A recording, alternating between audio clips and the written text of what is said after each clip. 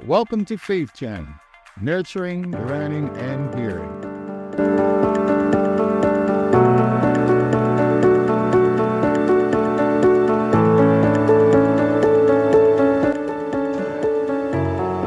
Good afternoon. We're at the church in Louisville, Kentucky, getting ready to interview a pastor of Community Missionary Baptist Church. I got that right almost. Isn't that something? You did well. Yeah, thank you. But thank you, Pastor, for agreeing to get this short interview with us. And as you know, we've commenced the 6-day tour, and we're in Louisville, Kentucky. And today is the 10th. And so we're proceeding on with the tour. And we'd like to interview the pastor and ask him a couple of questions. So, Pastor, how long have you been presiding over this particular church? I have been serving as pastor this October. We will be heading into my third year. Prior to that, our immediate past pastor died after serving 62 years as pastor. I was blessed to serve as his assistant for about half of that. And he proposed to the church in 1995 that should he die, become incapacitated, or retire, I would be the next pastor of the church. And the church ratified that, and it stood in place until his transition, and then I took over. That's great. I have a question that relates to the purpose of this 6-day tour. Our society, when we look at TV, which we shouldn't do all the time because all we tend to hear is bad news about what's going on. And part of this tour is finding out what is going on right in some of our communities, but also emphasizing, is there an opportunity for churches and organizations to do even more than what they're doing at this point. What do you think about that, Pastor? I think not only an opportunity, but a mandate, a divine mandate, if you will. These are difficult days. I think the storm clouds that are gathering over our communities in terms of efforts to turn back the gains that we have realized as a people and as a country post the civil rights era have increased. I believe that the vitriol that we see as a result of polarization across political, racial, economic lines is ratcheting up, and I believe that it is incumbent upon the people of God, we who are of the household of faith, to be what God has called and commissioned us to be, which is the light of the world and the salt of the earth. The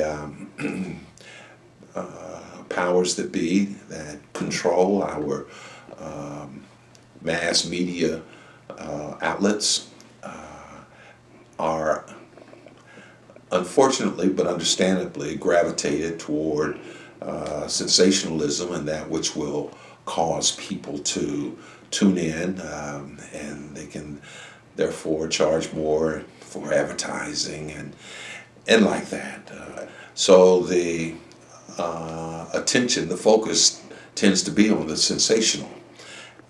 Yet at the same time,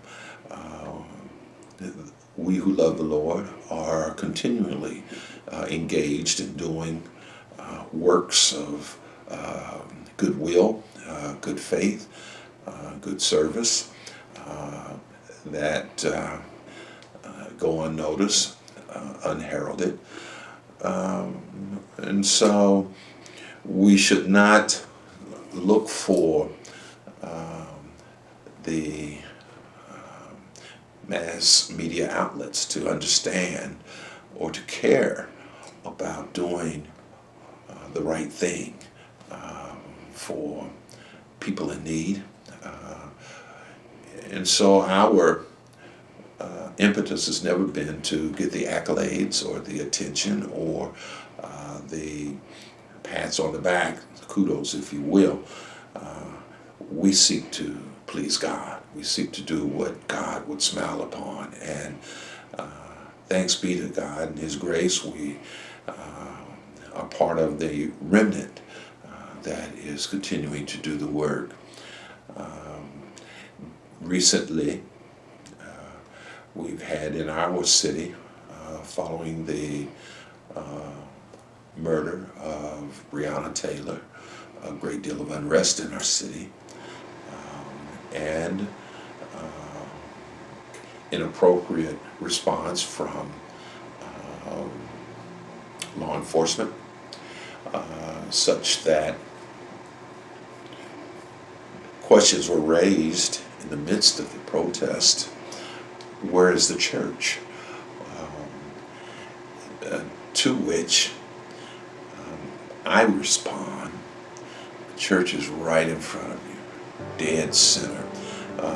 Many of those that were in the streets protesting are members of our churches. They are members of the household of faith. Not all. Certainly we have current issue with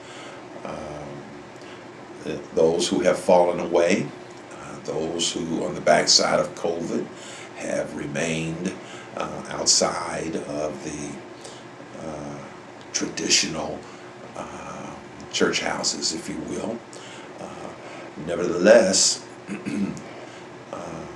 our God occupies our heart, and wherever we are, the Lord has promised that He would be with us. He would not forsake us. He would not leave us. So as we take to the streets, have taken to the streets, as we hold vigils, know that we are the representation of the presence of Jesus Christ. Express themselves that we are indeed concerned and that we want the best for our children. God, these programs that have been thought through and have been... As we close this interview, I'd like to thank you for offering your parking lot for the RV and also your hospitality, Southern hospitality, I'm going to call it. But thank you for your time, and as always, believe in what God can do that we can't do. In Jesus' name. In Jesus' name. Bless you, brother. Bless you too. We'd like to express our gratitude to our sponsors and donors for supporting the Faith Journey podcast. Thank you for tuning in. May you be blessed and continue to smile. Until we meet again.